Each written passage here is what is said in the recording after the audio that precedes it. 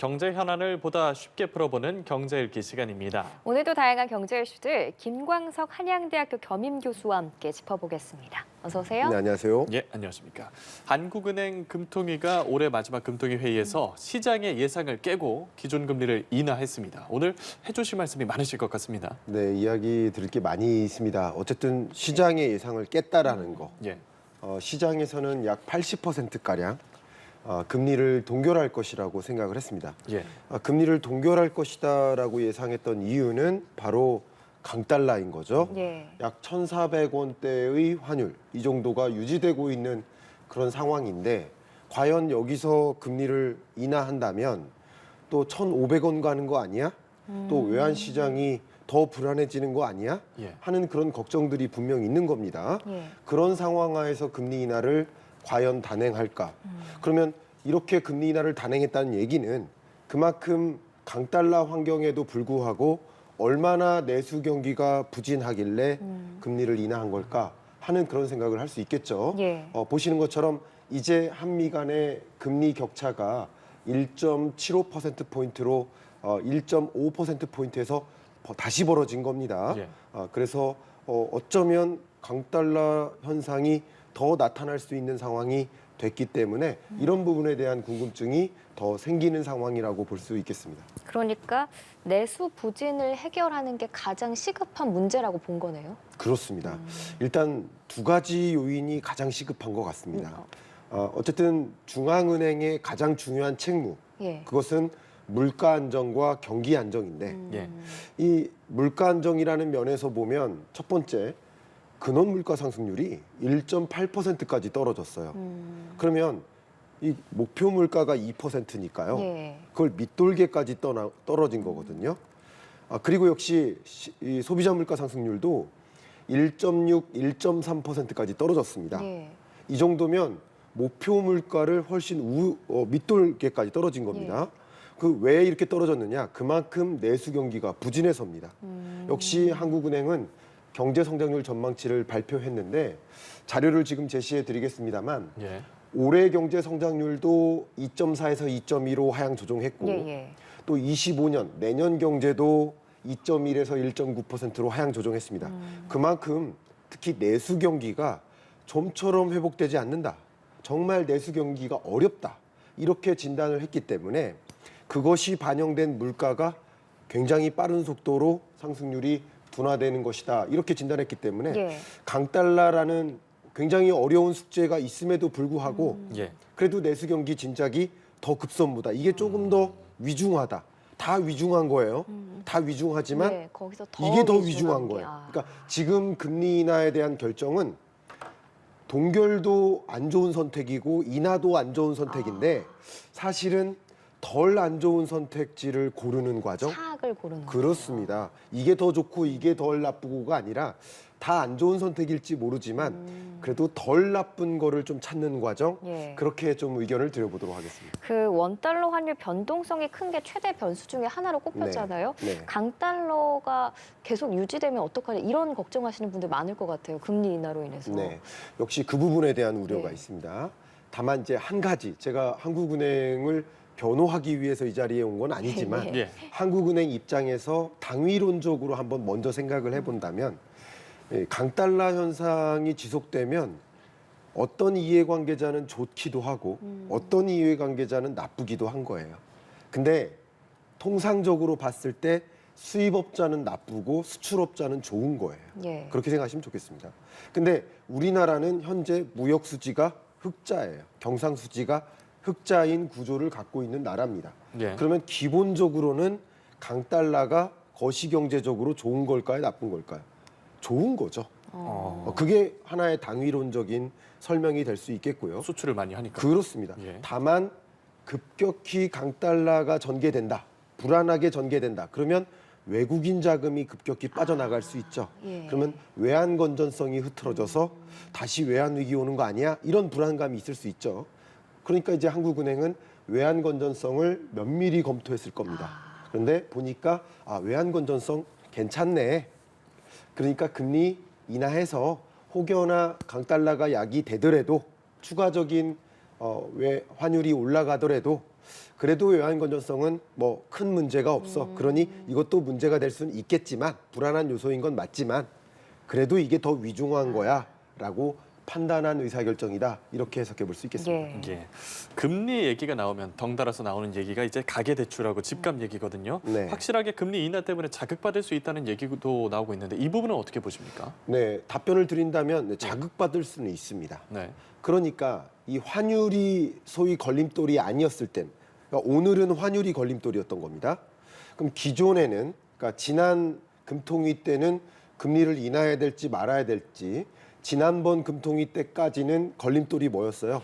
부동산과 가계부채였던 예. 겁니다. 예. 그럼 이 두 가지 변수를 들여다봤을 텐데, 다만 지난 9월부터 이 통화정책 말고 금융정책이죠. 통화정책은 한국은행이 하는 것이고 금융정책은 누가 하는 거예요? 금융위원회가 하는 겁니다. 그럼 금융위원회가 스트레스 DSR 2단계 조치를 적용하기 시작했죠. 9월부터. 예. 그러니까 그때부터 가계부채 증가세가 주춤해졌습니다. 예. 증가는 하지만 주춤해진 겁니다. 그러니까 부동산 가격도 상승세가 좀 주춤해진 겁니다. 그러니까 이렇게 부동산 가격의 상승세도 주춤해지고 가계부채의 증가세도 주춤해졌기 때문에 조금 안심하고 금리 인하를 할 여지가 생긴 것이다. 만약에 가격도 부동산 가격도 걷잡을 수 없이 치솟고 예. 가계부채도 걷잡을 수 없이 증가하고 있다면 마음 놓고 금리 인하기가 좀 어려운 거겠죠. 예. 그러나 이 금융정책이 이 금융시장을 부동산 시장을 이렇게 상쇄시키는 하방 압력을 내려줬기 때문에 그렇기 때문에 금리 인하라는 결정을 통화정책을 의사결정을 내릴 수 있었던 것이다. 이렇게 해석해 볼 수 있겠습니다. 예, 네. 저희가 지금 한은의 금리 인하 결정에 따른 영향을 살펴보고 있는데 그러면 은행권의 대출 금리 등락은 어떻게 진행이 될까요? 자, 일단 많은 분들이 모호하게 생각하실 겁니다. 아니, 예. 지난 10월에 한국은행은 분명히 금리 인하를 했는데 예. 왜 내 대출 금리는 오르기만 하지? 맞아요. 맞아요. 특히 저축 금리는 떨어져요. 대출 금리는 계속 오른단 말이에요. 자, 이 부분 말씀드리겠습니다. 기준 금리는 쉽게 말씀드리면 중앙은행, 한국은행이 이 시중은행에 제공해주는 그 금리가 기준금리입니다. 예. 쉽게만 말씀드리면. 근데 그 금리를 다 적용해서 여러분들에게 대출해주는 것이 아니라 가계와 기업에게 대출해줄 때 쓰는 그 금리는 거기에 뭐를 적용해요? 가산금리를 더하는 겁니다. 이게 이익인 거죠.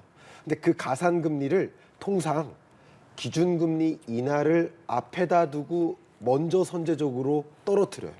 예.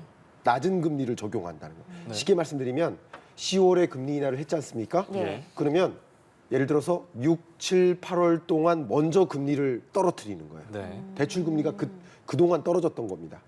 대신 금리 인하를 거의 앞에다 두고 예. 9월, 10월, 11월 동안에는 가산금리를 올려잡아요. 그래서 오히려 시중금리가 올라간 겁니다. 그럼 언제 가산금리를 올렸더라도 언제 시중금리가 떨어지겠느냐? 추가적인 금리 인하가 있을 때죠. 그러니까 바로 오늘부터 기준금리 인하가 추가적으로 단행됐기 때문에 예. 예. 가산금리가 이미 적용됐더라도 높게 적용됐더라도 기준금리가 이제 두 차례 인하됐기 때문에 네. 아마도 조만간 특히 이제 12월 정도면 시중금리도 여러분이 체감갈 만큼 조금 떨어지는 효과가 나타날 것이다. 이렇게 의견을 드려보겠습니다. 예, 알겠습니다. 오늘 발표된 한은 금리 인하 소식 알아봤고요. 네. 일기 신도시 재건축의 신호탄이 될 선도지구가 발표가 됐습니다. 총 13개 구역, 약 3만 6천 가구가 선정이 됐는데 이게 당락을 가른 요인은 뭔가요? 일단 어느 지역이 재건축 지역으로서 가장 먼저 선정이 될까 이런 부분 굉장히 궁금하실 예. 겁니다. 근데 뭐니 해도 재건축 지역으로 선정되려면 뭐가 가장 중요할까요? 그 지역에 있는 주민이 네. 나 재건축에 동의한다. 동의하는 의지가 있어야 됩니다. 예. 예. 그래서 주민 동의율이 높은 지역이 선정될 가능성이 높겠죠. 그래서 가장 중요한 요소가 주민 동의율입니다. 그 주민 동의율을 고려하고요. 또 재건축을 하는데 실제 주민의 방금 말씀드렸던 주민의 재건축 의지도 중요하지만 이 재건축을 통해서 공공적으로 기여가 있는가? 왜냐하면 공적 자금이 투입되는데 네. 개인에게만 뭔가 혜택이 가면 안 되겠죠. 그렇죠. 공적 기여가 있는가? 예를 들어서 이 재건축을 통해서 예를 들면 뭐 이 지역의 재건축을 통해서 공공지대를 형성하는 공원을 형성한다든가 아니면 공적 지구로서 역할을 한다든가 뭐 그런 공공성이 있는가? 또 중요한 것이 뭐냐면 주차할 만한 여건이 조성될 수 있는가?